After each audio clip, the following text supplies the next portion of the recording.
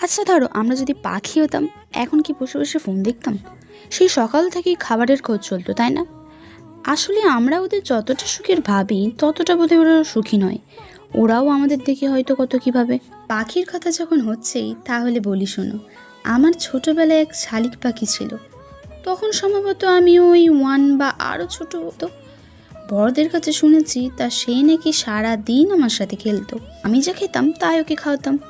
একদিন আমি কারো বাড়ি যাই আর ঘরে ফিরে দেখি কিছুতে একটা পাখিটাকে মেরে ফেলেছে। সে আমার কি কান্না!